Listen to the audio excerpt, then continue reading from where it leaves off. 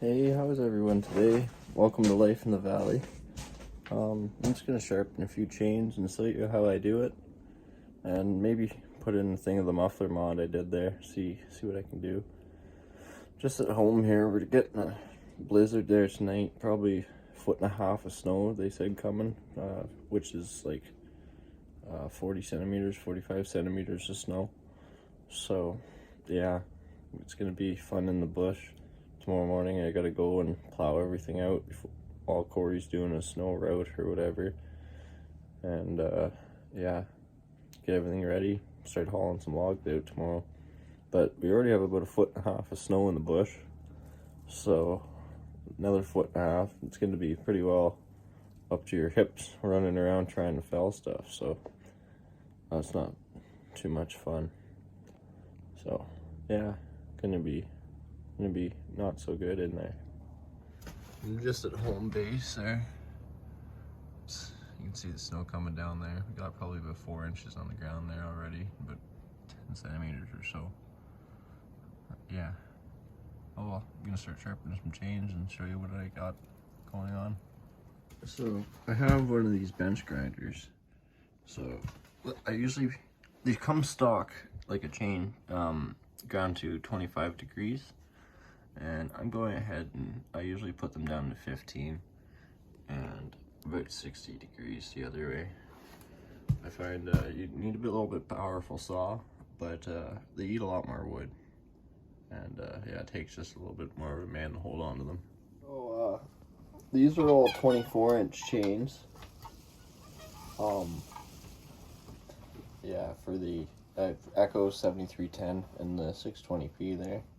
I got 4 chains to do, so hopefully it doesn't take too long. Usually about 10 minutes a chain, and about another 5 to take the rakers down. So yeah, I'll go ahead and get started.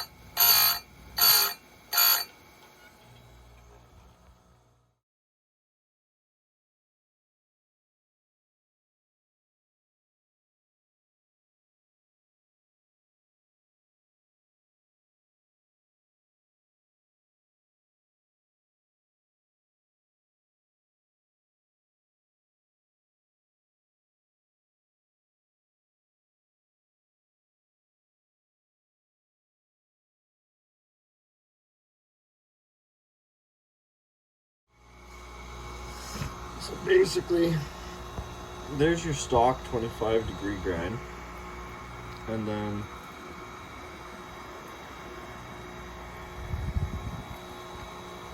sorry guys, bear with me here. There's your 15-degree grind. You can kind of see the difference, but yeah, I find it just eats through a lot more wood.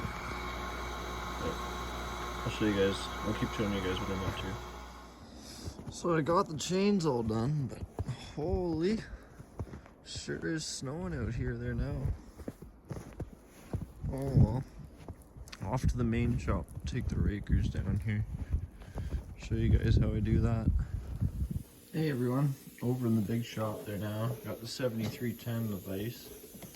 I'm just gonna go ahead and take all these rakers down here so the tooth can bite better. It's basically the piece of wood would just slide over right now the way it is. Every 2 to 3 sharpens, I find you gotta take the raker down. Also, This bar is getting a little bit of a burr on the edge here, so I'll probably take that off and then clean the groove out there and everything. Be all good.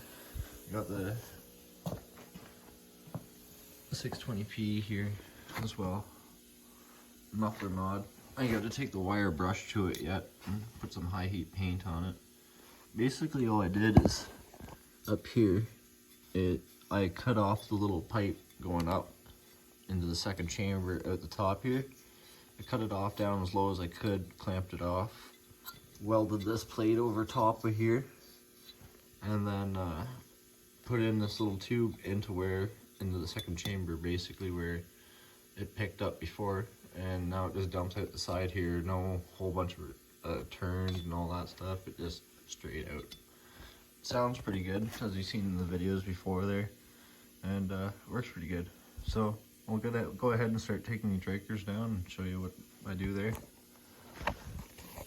We'll talk to you guys in a little bit.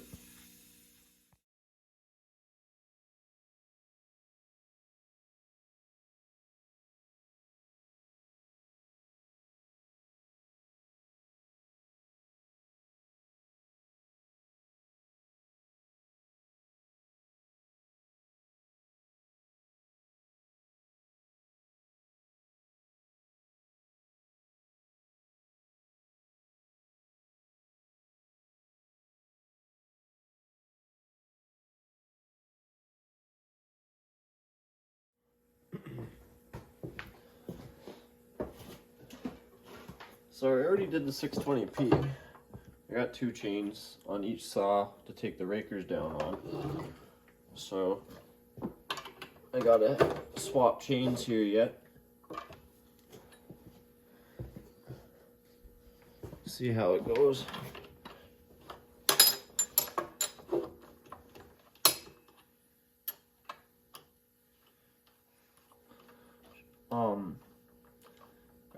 On the 620p there, in the time lapse, I went ahead and I already took a little burr off the bar, and I forgot the video with the little thing there, but a little groove in the bar, but it's all good. So basically, you just get the chain off here. So I'm just hanging this up right there. This little groove, there's not much in this one, but it sometimes gets built up with sawdust and your chain doesn't quite ride too good. And also, this isn't my bar, this is Corey's, and his cousin borrowed his saw, and he's not too good and just burnt it up pretty good. But I already took it down once, but there's a little burr on the edge here that builds up. You gotta take that down every once in a while. And yeah, your chain will ride good, and you'll get good straight cut through your piece of wood. It doesn't take a whole lot. You need just a little touch.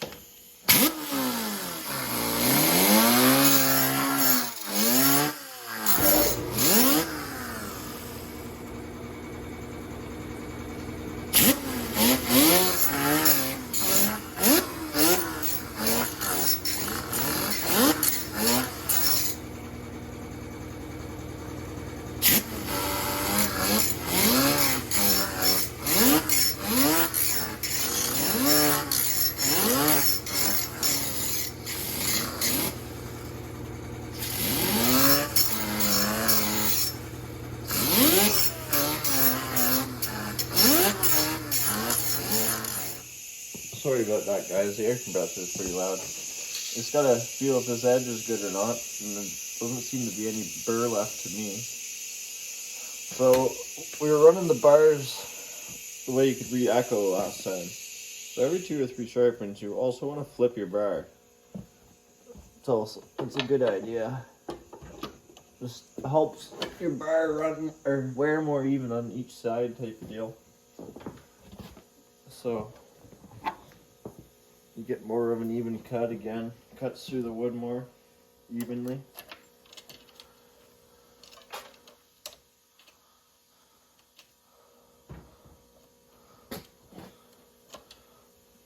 I gotta undo this tensioner a little bit more. It's a little tight.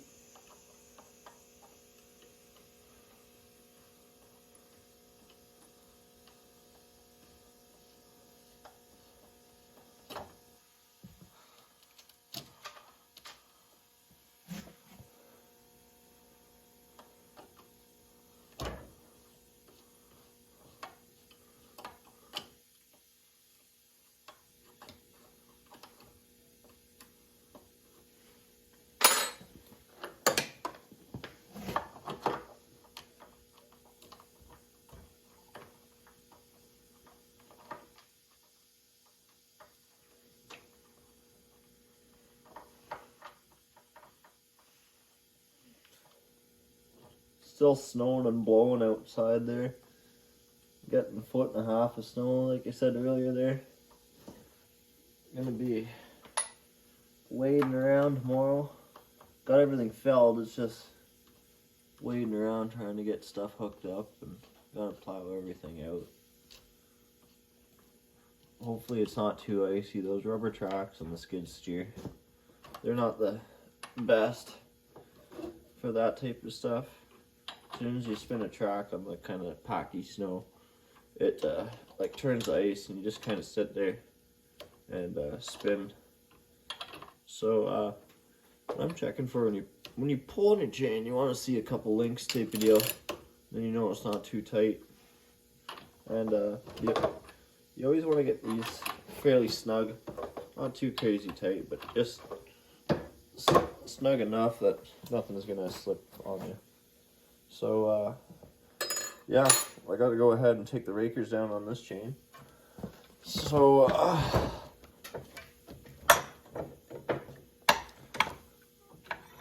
I'll show you, I'll take a non-time lapse, I guess, like a normal video, and show you guys how long it really takes. Doesn't take too long at all. These are 24-inch bars on both the 620p and the 7310. So I'll just get this set up and show you guys.